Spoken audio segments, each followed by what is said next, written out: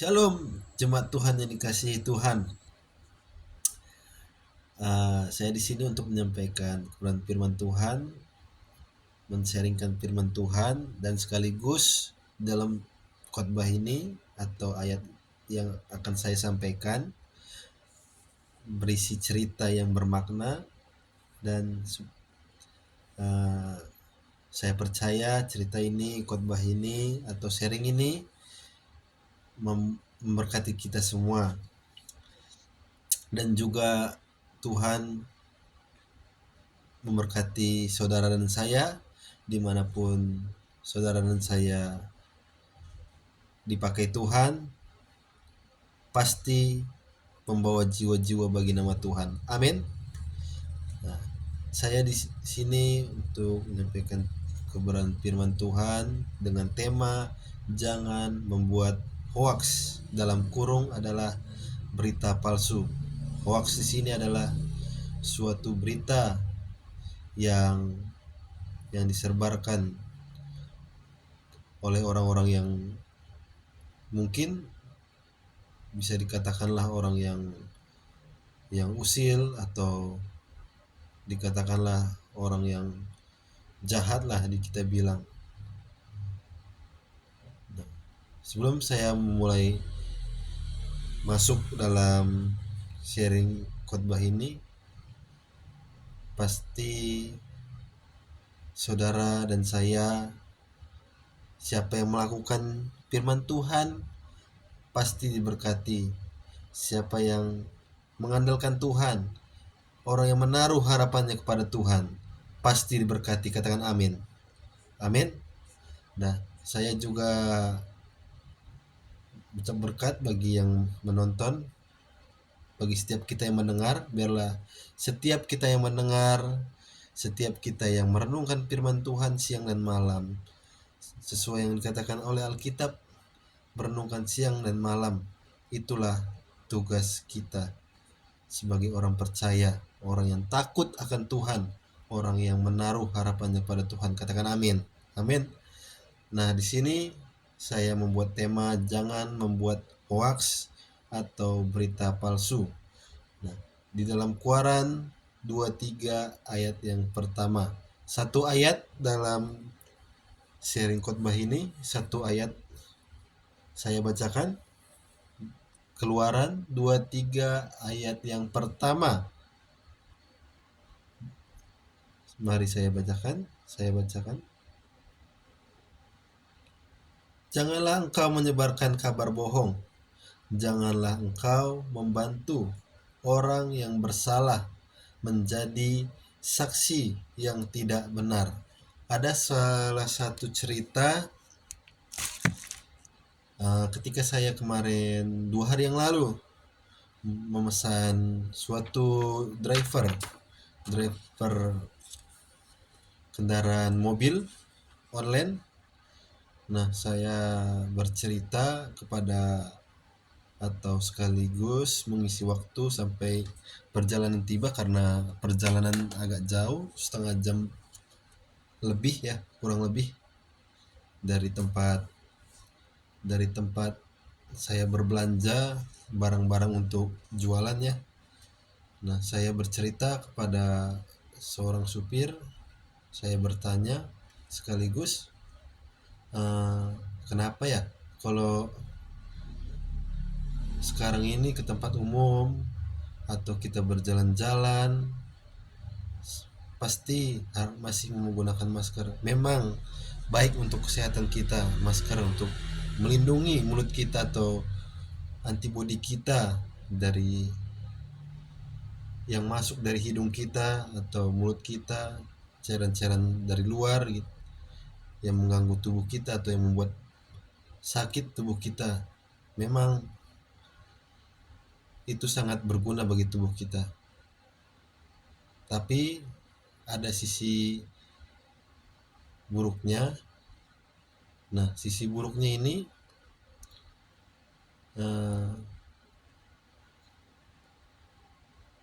saya dengar kalau sudah diterapkan oleh presiden kita Bapak Jokowi, boleh tidak pakai masker di luar atau di dalam ruangan. Nah sekarang sebenarnya kalau udah diterapkan atau diberlakukan seperti itu, seharusnya ya bagi misalnya ada orang yang tidak nyaman memakai masker, atau katakanlah sebaliknya lebih nyaman memakai masker karena udah cukup lama, sudah 2 tahun juga, 2 tahun kemarin kita manusia memakai masker karena ada berita dilanda suatu virus dalam belakangan ini, dalam 2 tahun kemarin, dan juga perekonomian juga turun akibat virus itu, dan juga banyak orang yang kena PHK, banyak orang juga yang tidak bekerja, yang sudah tidak bekerja jadi tambah susah, yang bekerja jadi tambah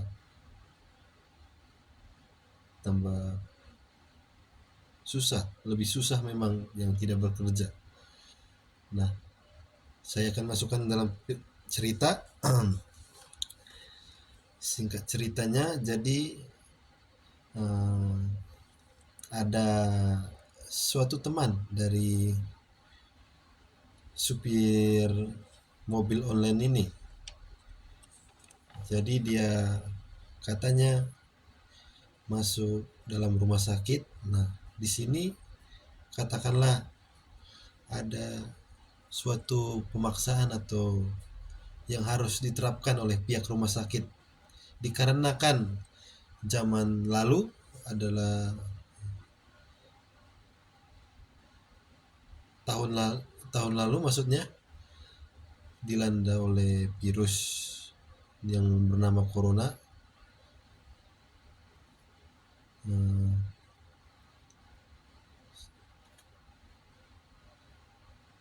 Tapi di suatu rumah sakit memberlakukan, ada seorang pasien katanya, dia kenal, supir ini kenal dengan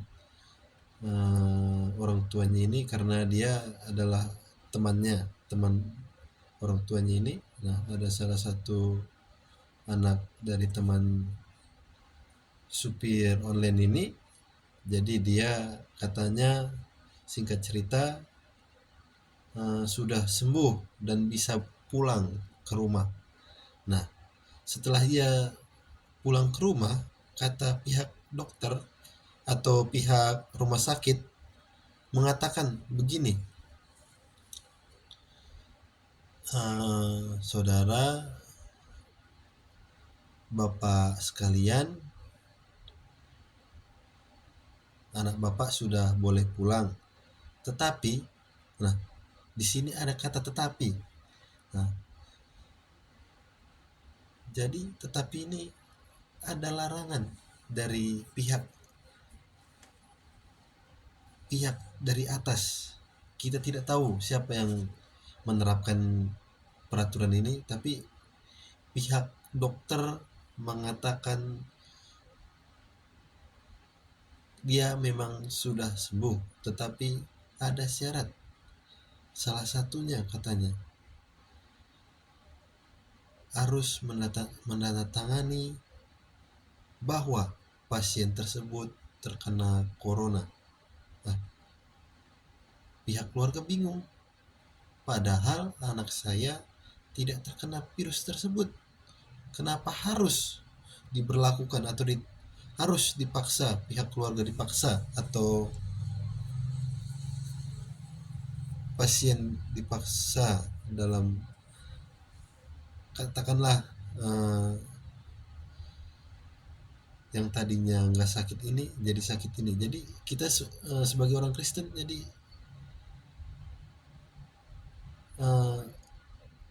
harus sabar, harus kuat dalam memahami suatu perkataan. Tapi ini di saat itu emang kata ini mengerikan, tapi Karena penyakit ini kalau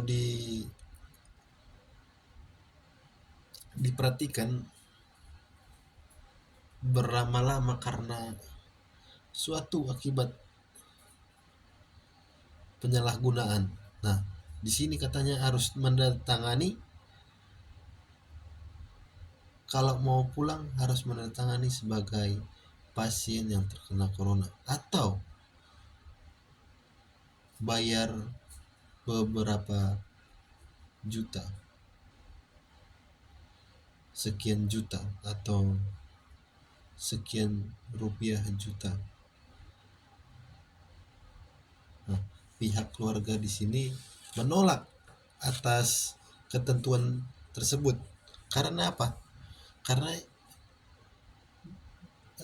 orang tuanya tahu bahwa anaknya tidak terkena virus tersebut, tapi pihak dokter mengatakan harus, kalau tidak bayar katanya.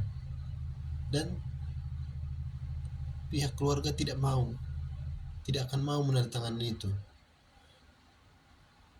Dan singkat cerita, akhirnya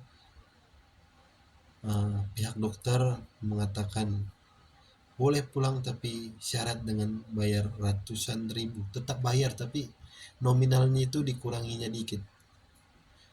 Tadinya juta jadi ratusan. Nah, dari katanya tersebut seperti itu. Dan jadi kita sebagai pemimpin haruslah menjadi pemimpin yang baik, yang jujur. Nah, yang seperti yang dikatakan dalam Keluaran tadi, mari kita buka ayat yang pertama, Keluaran 23 ayat yang pertama ya. Jadi, janganlah engkau menyebarkan kabar bohong, janganlah engkau membantu orang yang bersalah menjadi saksi yang tidak benar. Nah, di sini yang saya ceritakan tadi, bahwa jadi kalau kita masukkan dalam firman Tuhan ini dalam Keluaran 23 ayat yang pertama, kata janganlah engkau menyebarkan kabar bohong. Nah, di sini ada seseorang yang menyuruh pihak rumah sakit atau atasan dari suatu ketentuan yang berlaku pada tahun-tahun kemarin. Mungkin ada seseorang yang menyalahgunakan aturan ini menjadi yang salah. Nah, di sini kita masukkan kata janganlah engkau menyebarkan kabar bohong. Seperti cerita di atas yang saya sampaikan barusan,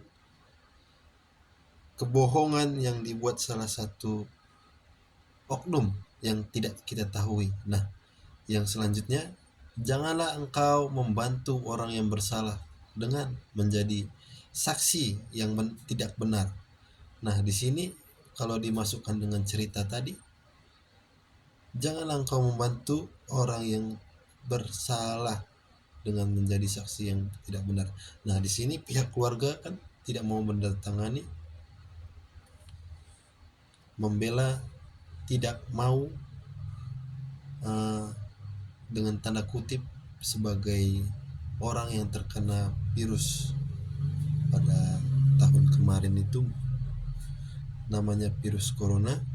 Nah, sekarang sudah pulih, sekarang orang juga sudah mendapat kerja. Memang belum semua dapat kerja, tapi ekonomi saat ini sudah mulai membaik. Saya lihat mau di YouTube, mau di internet sudah membaik. Nah, kita masuk dalam firman ayat yang pertama tadi, pihak keluarga pasien tidak mau menandatangani yang diharuskan oleh pihak rumah sakit tersebut. Nah, di sini pihak keluarga ini tidak mau membela yang salah, tapi belalah yang benar. Jangan kita mau membela yang salah. Jangan kita takut, kita nanti orang bilang apa sama kami kalau aku tidak tangani ini, nanti bilang itu, nanti bilang itu. Jangan khawatir, Tuhan bersama kita. Katakan amin. Amin. Nah, saya memberi suatu kata-kata, meskipun kita ada di dunia, tapi cara hidup kita jangan sama dengan dunia ini. Kita ada dunia, tapi kita jangan duniawi. Amin. Yang sama-sama katakan, sama-sama dengan saya katakan, jangan duniawi. Aku sama-sama katakan, Tuhan Yesus dahsyat. Amin. Tuhan Yesus dahsyat kepada kita, bagi orang-orang percaya. Amin. Nah, saya beri kesimpulan pada sharing khotbah ini, kalau kita hidup dalam suatu kebohongan, atau kita masuk dalam cerita yang saya bahas sebelumnya yang barusan, rasa kesenangan dunia itu hanya sesaat. Walaupun uang kita banyak, kalau tidak berasal dari Tuhan, berkat Tuhan, itu tidak ada gunanya. Karena uang kita,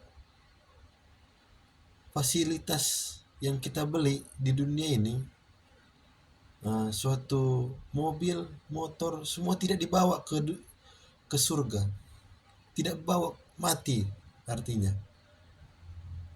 Jadi jagalah hidupmu, hidupku, jagalah.